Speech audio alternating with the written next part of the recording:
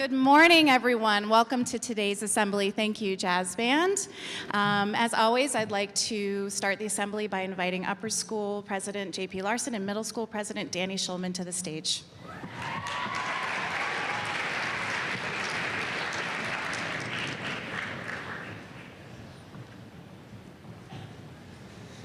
Good morning, ladies and gentlemen. Please stand. Face the flag. Put your right hand over your heart and recite our nation's pledge.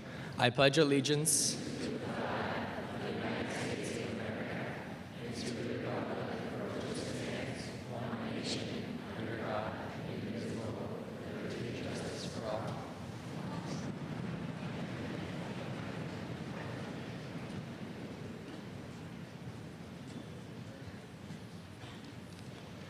Good morning. I am Olumide Fajolu, Junior Class President and a member of the Upper School Black History Month Committee. As you know, February was Black History Month, a focused time to recognize the incredible accomplishments of African Americans and remember the landmark events in African American history. Recently at Viewpoint School, we celebrated both Black History Month and Women's History Month in various ways, including cultural music performances, guest speakers, educational movies, and ethnic foods. Today, we are excited to continue our celebrations by welcoming State Attorney General Kamala Harris to our campus. Ms. Harris is a gifted lawyer and is the 32nd Attorney General of California. But what impresses me the most about her is that she has been an incredible trailblazer throughout her career. Ms. Harris is the first female and the first African American and South Asian Attorney General of the state of California, a truly remarkable accomplishment. To properly introduce Ms. Harris, please welcome Dr. Dorkowski to the stage. Good morning, everybody, and thank you, Olumide, for that very nice introduction. We meet today to welcome our California State Attorney General, Kamala Harris.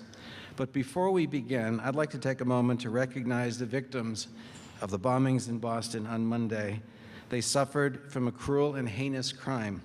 I am confident, as President Obama said, that these culprits will soon be brought to justice. Let's also remember the first responders, the police, the firefighters, and private citizens who were on the scene. These people are heroes. Today, I am pleased also to welcome many friends of Viewpoint School, including the elected officials of the City of Calabasas, trustees, parents, Viewpoint's Multicultural Committee, and alumni. I would like to give a special thanks to Viewpoint parent Ron Gilliard, husband of trustee Shelley Sumter Gilliard, for making this visit of the Attorney General possible.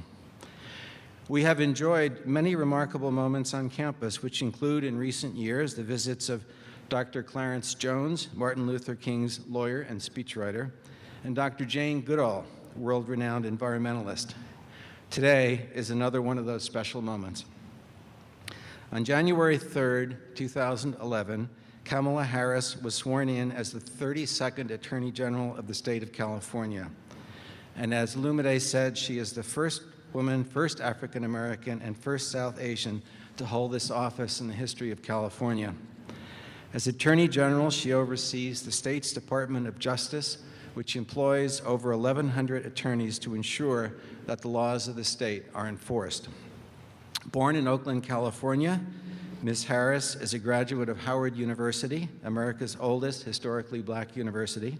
She received her law degree from the University of California, Hastings College of Law. She has achieved her goals with great conviction, passion, and strong values. Ms. Harris was inspired to become a lawyer, she said, by civil rights icons Thurgood Marshall, Charles Hamilton Houston, and Constance Baker Motley. As the Attorney General, she is dedicated to the pursuit of justice and equality. We are honored today to be inspired by her words. Attorney General Kamala Harris.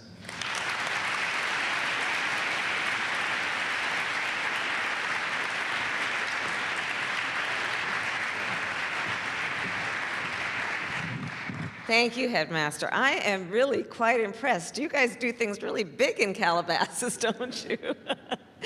It's so wonderful to be here with you this morning. And Chase and Chandler, thank you for inviting me. They called me up, they emailed me. They said, we are doing this important celebration of Black history, and would you come? And I can never say no to you, too. I'm so proud of you, so thank you. It is wonderful to be with all of you today. You know, my mother used to have a saying, and she said it to me and my sister, which is, you may be the first to do many things, but make sure you're not the last. And when I read about the work that you all are doing as students here, and I hear about the leadership that you all are taking on, when I see you guys speak with such authority and such passion, it makes me so confident to know that you all are going to go on and make us very proud as our legacy. And when we think about this issue of role modeling, and yes, I was the first woman elected Attorney General of the state of California, first African American, first South Asian American. When you look at these roles that we take on of leadership for all of us, it's really about being a role model. And I will tell you all that role modeling starts right now for each one of you. Leadership doesn't start when you go to law school or when you take a certain kind of job. It starts right now. And what I know about the work that you students are doing is that you have fully embraced that fact, that leadership is about being a great friend. It is about inspiring other people. It is about educating your mind and having information and having thoughts and having questions in a way that you actually then participate in your community and participate in your school and improve the dialogue, improve the conversation in a way that we always take into account the viewpoints and thoughts of everyone and every experience that comes into play. And that's part of the importance of diversity. And that's part of why we also share and talk about Black history as part of the history of our country and something we should always remember and think about every day of the week, not just during Black History Month. So I'm going to share a little bit about my background to give you some sense of the work I do and the reason I do it. As the headmaster said, I am one of two daughters of parents who met when they were graduate students at the University of California, Berkeley in the 1960s. And my parents met when they were each and both actively involved in the civil rights movement. So my sister and I joke that we grew up surrounded by a bunch of adults who spent full time marching and shouting about this thing called justice. And you remember, and I know you all have been learning about the civil rights movement, right? It was about also a free speech movement. It was also about ending the war. It was about students, mostly students, doing the things students always do, which is starting movements and speaking and shouting when necessary about what we want to achieve, all of the ideals of our country. You know, those movements were about nothing other than people being patriots, frankly. Patriots, I think there are two definitions of a patriot. You defend your country, whatever it does, and you fight for the ideals of your country. And the civil rights movement was just about that. Fighting for the ideals of our country, fighting for that promise we articulated in 1776, that we are all and should be treated as equals. So I grew up in that environment as a child. And the heroes of that civil rights movement were the lawyers. They were the architects of the civil rights movement, and they were Charles Hamilton Houston, Thurgood Marshall, Constance Baker Motley, who understood the skill of this profession of law to translate the passion from the streets to the courtrooms of our country. They understood the meaning of giving a voice to the voiceless in a way that would represent them and give them strength and give them meaning and give them purpose. So I decided at a young age that's the kind of work I wanted to do. I went on to Howard University, which is our country's oldest African-American Black school, college. And when I was there, I ran for my first office ever. I ran for freshman class representative. And I was active in the debate team. I was active with a sorority. I was the chair of the Economic Society, did all kinds of things. And I'm going to also point out one point about that. Also know that you never need to accept false choices, any of you. You can have many different interests that can coincide. Some of you might like to cook, some of you might like art, and at the same time you're very good in science or engineering. Always know that you can do all of those things, and you don't have to make choices on just one path. You should be able to and always incorporate all of your interests. So that's what I did at Howard, and then I came back to California and I attended Hastings College of the Law. And right after law school, I made the decision with what I wanted to do with my career. And so you all are going to have this experience. My family gathered around and they said, "Okay, Kamala, so what are you going to do in your fight for justice?" And I was very excited. And I said, "Well, I think I'm going to be a prosecutor." And I said, I'm going to go on, and I want to go, and I want to be part of law enforcement. So I joined the Alameda County District Attorney's Office, and Oakland is in Alameda County.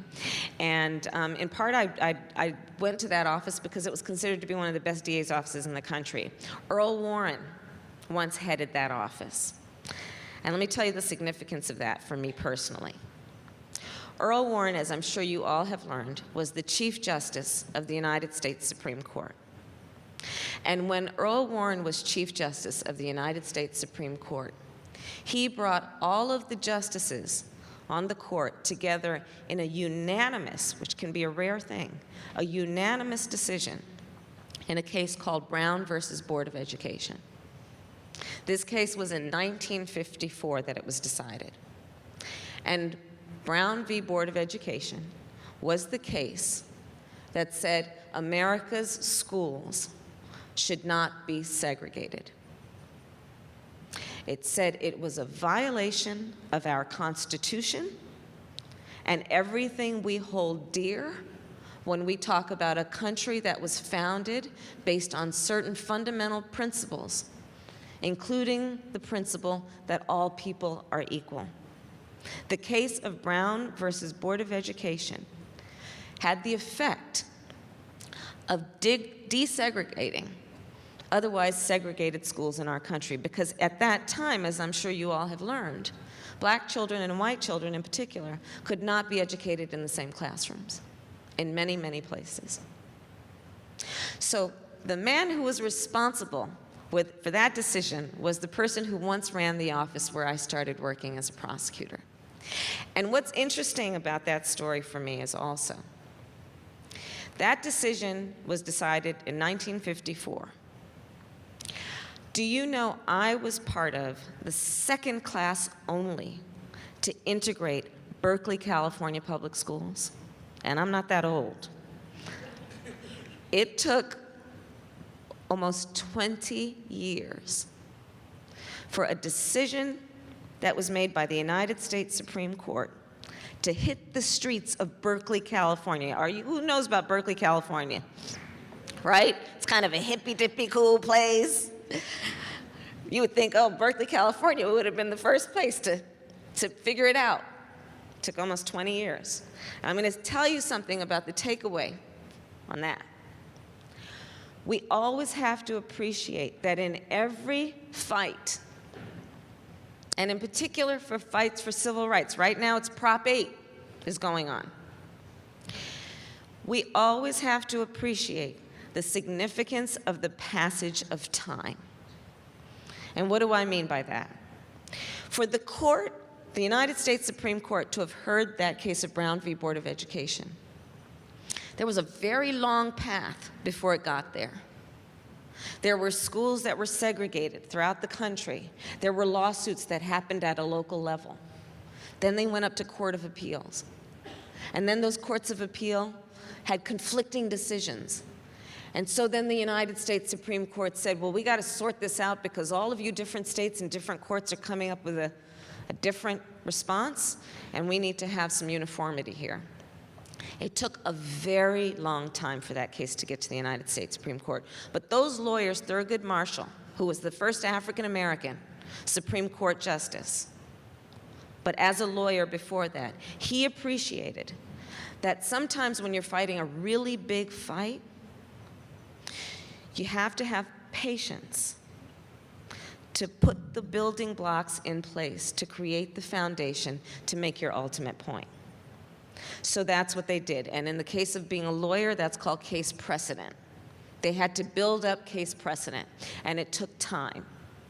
And in that way, it required patience in terms of the significance of the passage of time. But the other piece of Brown v. Board of Education on that point of the significance of the passage of time is that time should not be, and we should not wait, and sometimes there is no time to wait, because it should not take 20 years for that decision. And you know, when it happened, everyone was cheering around the country. Oh, ching, ching, ching, they were toasting. We've done it, it's been decided, it's fabulous. But it took 20 years in some places for it to hit the streets. And so part of what we always have to appreciate is that when we think we have achieved some success, we need to make sure, especially if we're doing it representing other people, that it has actually impacted them. Not just that we achieved a win, but that when we're working on behalf of other people, they actually received the benefit. And so the significance of the passage of time is very important. The other point of the work that I've done as a prosecutor has been just the work of representing victims of crime and voiceless people. And the reason I became a prosecutor is because over the course of my travels, I have met various people, seniors, children, immigrants, others who are often victims of predators. And I decided I wanted to do the work of being a voice for them in a way that they would be protected and in a way that those who target them would face accountability and consequence. And I've personally prosecuted everything from low-level drug offenses to homicide cases. In fact, I have the distinction of, as a prosecutor in Alameda County, prosecuting the first and only scalping case. And I'm not talking about Raiders tickets. I'll spare you the details of that gruesome case, but I will tell you that being a prosecutor sometimes requires dealing with the worst of human behavior, but doing it in a way that provides people with confidence and lifts them up and gives them a sense of the fact that when a crime is committed against any one person, it is a crime against everyone, and in that way should be taken seriously. And we should think of all that we can do to protect vulnerable people. When I ran for office as the district attorney of San Francisco, it was an interesting experience. Before I ran for the office of district attorney of San Francisco, there had never been a woman, and there had never been an African American. In fact, there had never been an African American woman in the state of California to be the elected district attorney of any county. We have 58 counties in the state of California. So, if you can imagine, we're still making firsts in that regard. And when I ran to become then the district attorney of San Francisco, a lot of people said to me, we don't think people might necessarily be ready for you to be the district attorney of San Francisco. We think that maybe sometimes you have to wait on things like that. People may not be ready to imagine someone who has otherwise not done that kind of work being in those positions. You're going to be challenging thoughts about who can do what. And my point was, I'm not running to be the first of anything. I'm running because I think I can be the best in the job. And so when I ran for district attorney of San Francisco, it was a very interesting experience because I ran against a guy who had been in the office for 2 terms. His nickname is KO because he was known as being a boxer who knocked people out. And when I started my race, we started out at 6 points in the polls. That means 6 in 100. And I'll tell you, when we got to 12% in the polls, I knew we could win.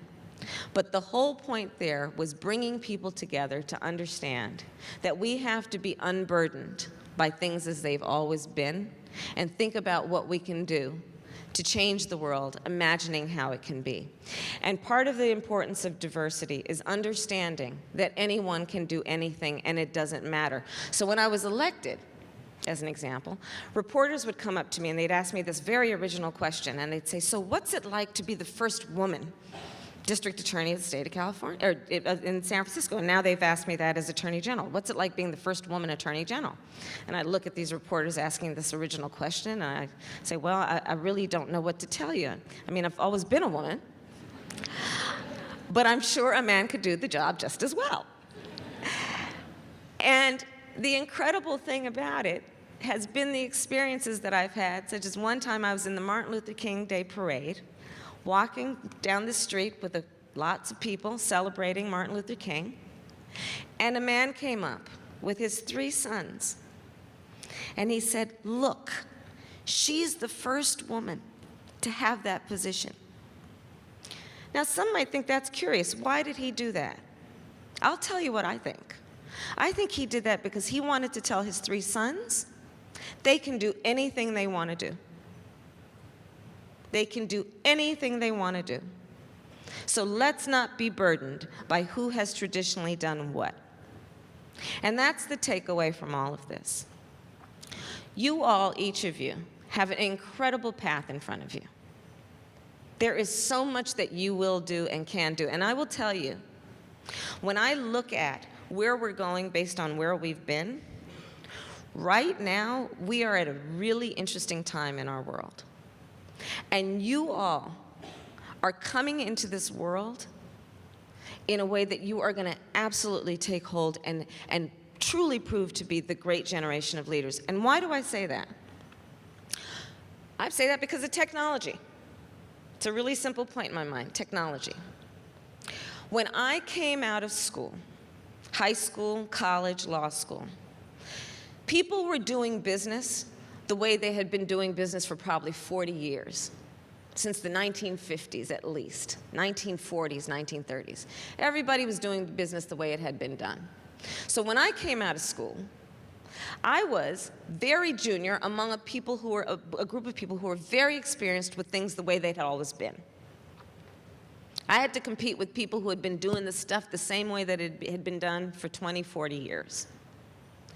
When you all graduate, you're coming out into a world that is completely new and different because of technology. I speak with rooms of adults. I speak with rooms of other elected attorneys general. Most of them have no idea how this technology works. And I will tell you, the technology that you all are using every day, it's a game changer. I think of it in the context of there was the creation of fire, the wheel, electricity, technology. It's an absolute game changer. It is changing business models. Who of you know about this thing called Airbnb? So Airbnb is this thing that you can go online, and if you want to go to a city and stay for a weekend, you can contact people who have a house there, who want to rent it out for the weekend, and they'll fix it up like it's a hotel. So what this is doing through technology, because you can actually see the place, you can correspond with them, is it's changing the model that has existed forever around the hotel industry. Who of you has heard of Uber or these other car services, right? Where you can go onto your smartphone and you can, through GPS, get a car to pick you up. And that car will know where you are because of the GPS, and you'll know what cars are in that area because of GPS. And so you get in the car right away, and you're off. Very efficient. Changing one of the oldest business models called taxi services. It is all rapidly changing. It is changing everything from how we create art, to how we communicate, to how physicians practice medicine, to how people who are in elected office communicate with their constituents. And you all are coming out into this world with full understanding and knowledge of how this technology works, coupled with your interest in medicine and science and art and whatever else you're interested in. And so I'm going to close my comments by saying this. This is an exciting time in this world. And you all are a very exciting generation. The key to it all, I believe, is remembering where we come from. And so that's the importance of remembering Black history and what happened in terms of the history of slavery in this country, what happened in terms of the issue of segregation in this country, remembering that we always have to hold the gains very seriously and keep them precious and make sure we never return to a place where we treat people in a way that is not equal. So let's remember and hold on to our traditions and our history, but do it fully engaged and excited about where we're going to go. Because where we're going right now is so phenomenal. I can't even imagine where you all are going to end up being. But hold on and remember the history of our country and let it guide you in the places that I just can't wait to watch you go.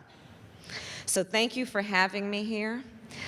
Thank you for all you're doing. I can't wait to see which one of you is going to run for Attorney General of California or do something else. But stay in touch and just have fun, and just remember to focus on the things you enjoy. You know, titles and fame and money will all come later. Focus on what you enjoy, and that'll be my parting piece of advice. Think about what keeps you up at night when you're just thinking about the subject. Think about when you're learning something and you want to read into the next chapter, or you want to debate it in class, or it just possesses you and you want to talk about it more. Think about, as you're learning different subjects, what sparks that kind of reaction in you, and then pursue that. Because when you do what you enjoy, you will do it well. And then all the other stuff will come. So that's the exciting part of where you all right now. So just have fun, and thank you, thank you. Please give another round of applause for the Attorney General, Kamala Harris.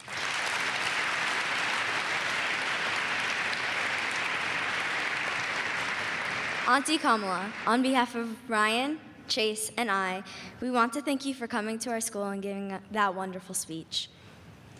We know how busy your schedule is, and we appreciate your words of wisdom. Auntie Kamala, in honor of your visit, we've donated To Kill a Mockingbird by Harper Lee, as well as several other books about the author and novel to the Fletcher Family Library.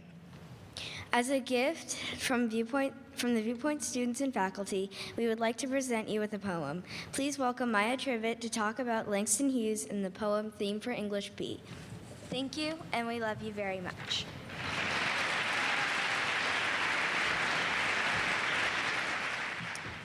An American poet, a professor, a novelist, a playwright, Langston Hughes' African-American themes made him a primary contributor to the Harlem Renaissance. His works were some of the best in American literature of his generation.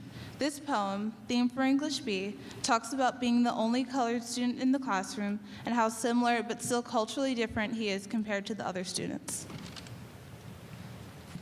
The instructor said, "Go home and write a page tonight. Let the page come out of you, then it will be true."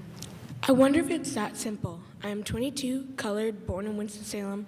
I went to school there, then Durham, then here. To this college on the hill above Harlem, I am the only colored student in my class.